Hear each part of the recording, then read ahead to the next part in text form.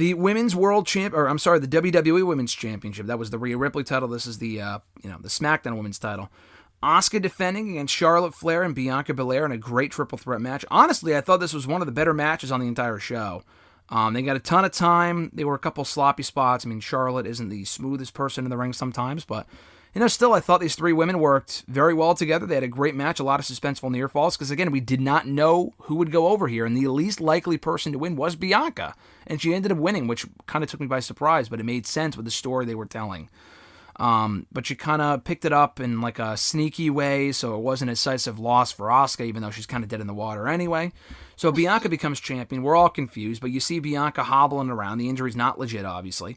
And when you see that, you kind of get the feeling, all right, I know where they're going with this. Money in the Bank cashing time. Iyo Sky runs down to the ring with Bayley in tow, which helped a lot, kind of fending off Charlotte and Asuka, so they were able to go at it alone here, or at least kind of corner Bianca by herself. Later out, Iyo hits the moonsault, becomes the new WWE Women's Champion, and another successful cash-in for the women. Iyo Sky is champ. I predicted this last week on the show that we did before the pay-per-view, and it ended up happening. It was exactly what I wanted to happen. So I thought this whole thing with Bianca winning, it's really just to pad the stats. I'd rather pad her stats than Charlotte's for the 15th time. But, it makes sense that they want Iyo to be a heel for right now, for her to beat Bianca, even though people cheered. I get what they were going for. I thought this played out perfectly, and I'm very happy that Io's champion. What about you? Yeah, I thought the match itself was good. Like you said, I think they protected, I guess they protected Bianca more than they protected Asuka. Like, Bianca was, quote-unquote hurt. Doctors came out with the medical staff. She was hobbling on her knee. They thought something was wrong with her knee. Picks up the win here. Iyo comes out like a nice cash-in, but, also protects Bianca because obviously she was hurt. Asuka might as well just go back to Japan. I don't really know what else you do with her. Her title run was kind of a joke, and she lost in 3 months. But Iyo winning, I think, was amazing. I mean, I think this is what should have happened. After, her match at Backlash, and the crowd, literally was all behind Iyo. I think they're, maybe sparked something that she is, the next one. I mean, I guess, like you said, the whole storytelling with her beating Bianca after a year after they returned, or debuted, I guess you want to say, I guess. I mean, I feel like she's going to be the baby. I see Iyo as more of a baby face. I guess she's in a heelish group, but I don't know. I feel like she's not really a heel. So, I guess being Bianca as well, it's not like a heel beating a heel.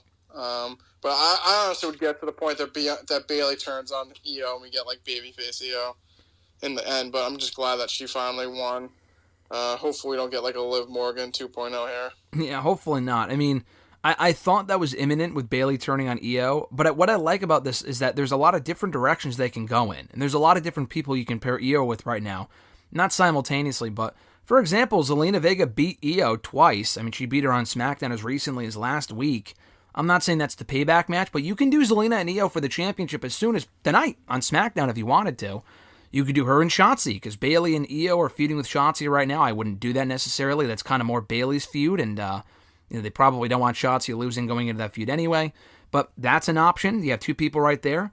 You have her and Bayley. Like you said, you could build that at some point down the road. Probably not right now, but at some point down the road.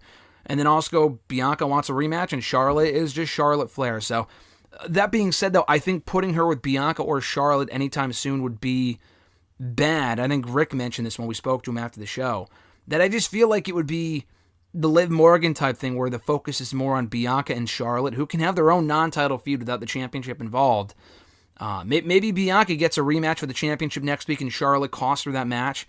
I don't know. I just feel like Asuka and Iyo, while that feels like a WrestleMania match, they're going to get to it soon, and they might as well do it now.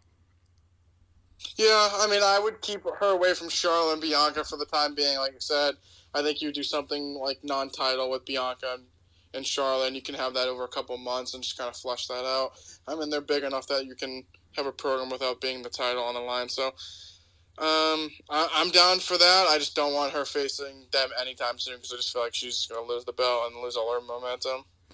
Yeah, not only that, too, but I feel like that would just be done with Liv Morgan and kind of doing that whole thing over again. Because Liv got screwed when she was champion last year. I would not follow that same formula. But not only that, it was reported shortly before the pay-per-view on Saturday that Kairi Sane is reportedly on her way back to WWE. She's finishing up with World of Stardom. Or no, not Stardom. Yeah, I think Stardom. But New Japan. She's finishing up there, and then she's coming back to WWE. Now, I don't know why necessarily. Apparently, according to Meltzer, she fielded all offers from all major organizations, blah, blah, blah. You would honestly think that she would go to AEW, which isn't they have a bunch of women as it is, and maybe she saw the writing on the wall there with how they're used. I don't think she gives a fuck about that. I just figured that she would want to stay home. The whole reason I thought why she left WWE 3 years ago during COVID in the middle of 2020 was I figured the whole reason was that she wanted to go home to Japan and just be able to live there and not be stuck in the United States anymore, because she had lived here for a couple of years. She moved here in 2017 for WWE and was here for 3 years after her contract expired. But that's not the case anymore. I mean, she's still in Japan, and now WWE wants her back, but can she live in Japan and do WWE? I don't think so. In AEW, I think she could. She could probably live there and then do AEW when she feels like it.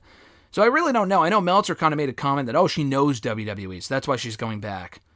I mean, I guess she's familiar with the system, but is it worth, moving back here? I don't really know how that's going to work exactly, but your thoughts and your reaction to Kairi Sane coming on back to WWE? Well, I'm a big Kairi mark, so I'm glad I saw that. Glad she's going back to the A program. Not going to the B leagues. I mean, I just feel like regardless if she was coming back, even for AEW, she would have to move back to the States. She's going to fly back from Japan every week. I don't know. Not every week, but I mean, it's more possible than with WWE is my point. I guess, but she's not big enough to be a part-timer. They just come, if you're going to bring her in, you're going to have to feature every week or pretty weekly, I would assume. I mean, it's not like she's like Ronda Rousey. She's going to come in once a month or once every so often, even though Ronda came in a lot. I don't know. I just feel like it made sense for her to go back to WWE. She was with Asuka before. I mean, I'm assuming they might rekindle that. I mean, the tag team division's cursed, and the belt needs to go in the trash. But I mean, that's a team right there. Her and Asuka again. I mean, you could do her and Iyo.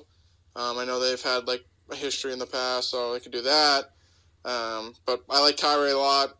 I thought she was great in WWE. They just kind of, once she got to the main roster, they kind of saddled her in the tag team division, which at that time, which still is kind of useless. But I think her and Asuka had a decent reign as the Kabuki Warriors, and I think her on her own could be women's champion or one of those other women world heavyweight champion. I feel like she's good enough to be at that level. Yeah, no, I like that they're inserting. We don't know what they're going to do yet, but I think it would make sense to insert her in the SmackDown women's division. SmackDown, all of a sudden, their women's division became a hell of a lot more interesting over the weekend. And putting Kairi on SmackDown, not only do you have the Iyo connection, because they were buddies in NXT. Iyo turned heel after Kairi left, so they never interacted again, I don't think. After Kairi Sane left the company in 2020, her and Iyo never had another interaction, match, or whatever. Kairi and Asuka were the Kabuki Warriors, as you mentioned, so you can rekindle that team. We'll talk about the tag team titles in a second. But you can rekindle that if you wanted to. And then you also have her and Bayley. Bayley was the person who put her on the shelf back in 2020. Her and Sasha Banks. I mean, Sasha Banks played a role in it. She beat Asuka for the Raw Women's Championship on Raw, but it was legitimately Bayley. And actually, Kairi and Sasha have obviously had a match since then in Japan. But Bayley was the one who injured her backstage, and we haven't seen Kairi Sane since. So I think it'd be cool if you ran that back. There's a lot of different options there. I'm a lot more faithful about that division right now than I am with Raw, and it just seems like Raw has Rhea and Raquel, and then you're also doing Trish and Becky, which isn't all that interesting, but it is what it is. And you also had Dakota Kai celebrating the moment too. We forgot to mention that when Iyo became champion. Yeah, it was great to see Dakota back. I mean, I think it made sense. I mean, clearly she knew it was book pal. I mean, why don't you show up? But no, I thought it was great to have the group together. I mean, I think she's still far away from coming back to the ring, but just celebrating their 1 year as debuting with Iyo becoming women's world champion just kind of was great. Yeah, great moment 1 year removed from their Damage Control debut, as you mentioned earlier. So love to see it. Love to see it.